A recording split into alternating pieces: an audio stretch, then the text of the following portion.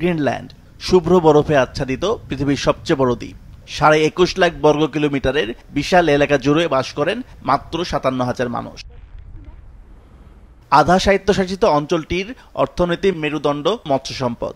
সরকার অনেকটা নির্ভরশীল ড্যানিশ অনুদানের উপর। ডেনমার্কের অংশ আর্কটিক দ্বীপ গ্রিনল্যান্ড, যেখানে সম্প্রতি নির্বাচন হয়েছে, যেটি কিনতে আগ্রহ প্রকাশ করেছেন মার্কিন প্রেসিডেন্ট ডোনাল্ড ট্রাম্প, যা নিয়ে চলছে আলোচনা সমালোচনা।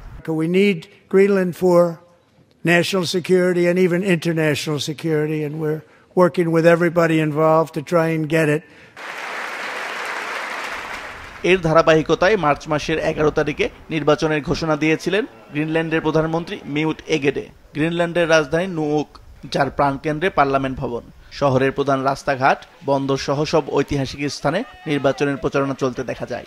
এবার নির্বাচনের বড় ইস্যু হয়ে উঠেছে গ্রিনল্যান্ডের স্বাধীনতার আকাঙ্ক্ষা। সেক্ষেত্রে প্রথমে চলে এসেছে ডেনমার্ক থেকে স্বাধীনতা অর্জনের প্রক্রিয়া শুরুর বিষয়টি। এমনটা খোলাখুলি সমর্থন দিচ্ছেন গ্রিনল্যান্ডের সবকটি রাজনৈতিক দলই।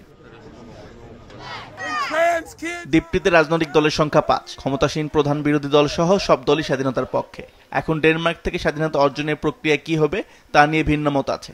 অবিলম্বে স্বাধীনতা ঘোষণার পক্ষে প্রধান বিরোধী দল নালেরাক ডেনমার্কের সাথে সম্পর্ক ছিন্নের সিদ্ধান্ত নিতে সময়ক্ষেপণে রাজি নয় তারা।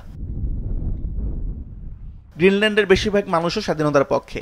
এই নিয়ে গড়রাজি নয় ডেনমার্কও।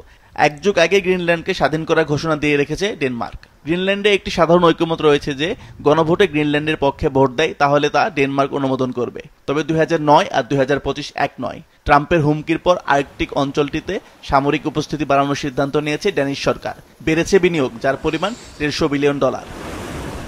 যুক্তরাষ্ট্রের সাথে গ্রিনল্যান্ডের সম্পর্ক খারাপ নয়, কিন্তু এটা স্পষ্ট যে কৌশলগত গুরুত্বপূর্ণ গ্রিনল্যান্ড হাতছাড়া করতে নারাজ কোপেনহেগেন। আসিফ আল আমিন, মাছরাঙা নিউজ ডেস্ক।